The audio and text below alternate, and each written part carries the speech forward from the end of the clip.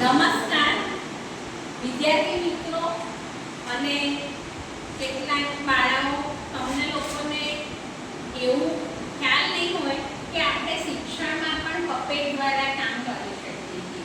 આપણે બહાર જઈએ કેટલાક શો જોવા માટે ત્યારે કઠપુતલી શો હોય છે, તમે બધા જોયો હશે.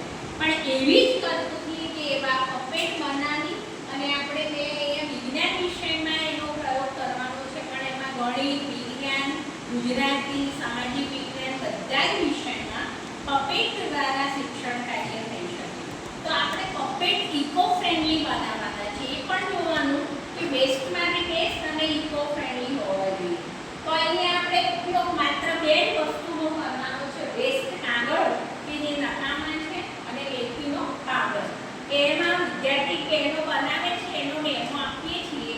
તો પહેલા આ પપેટ વિદ્યાર્થીની બહેનો દ્વારા તૈયાર કરેલું છે અને એ પપેટ છે એ આ બંને સામગ્રીમાંથી બનાવેલું છે. તો એ પપેટ છે એ ઇકો ફ્રેન્ડલી છે.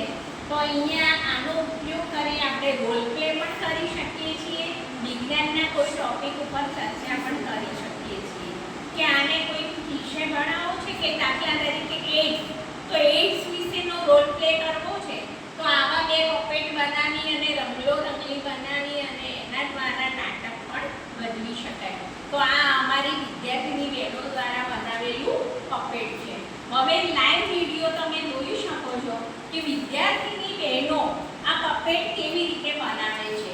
તો અહીંયા આ વિદ્યાર્થીની બહેનો કાગળના ટુકડા, વેસ્ટ કાગળ છે એના ટુકડા કરી રહી છે અને એ ટુકડા પેલી ડોલ પાણી લઈ અને ડોલમાં બોળી દે છે. ડોલ લઈ લો અને ડોલમાં એ કાગળના ટુકડા છે એ નાખી દે છે.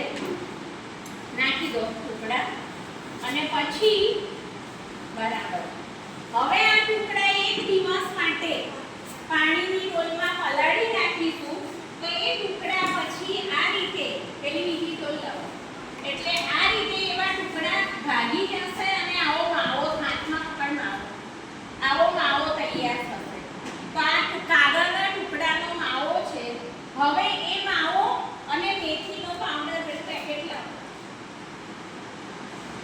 બતાય આ મેથીનો પાવડર છે. તો મેથીનો પાવડર અને કાગળના ટુકડા બંને મિક્સરમાં નાખી અને એનો માવો બનાવશે.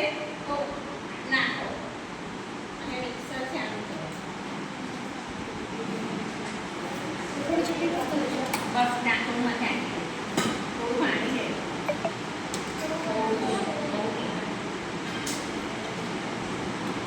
બસ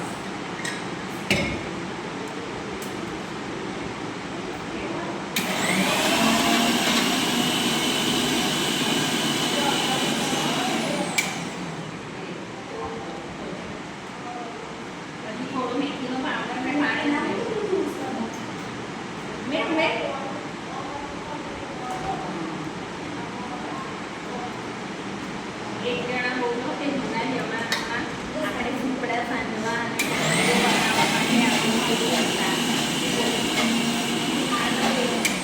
આપણે જૂના જમાનામાં સુપડા અને સાંધવા અને રોટલા બનાવવા આનો ઉપયોગ કરતા હતા. હજી ફેરવી દે અને પછી થોડું પાણી જોઈશે.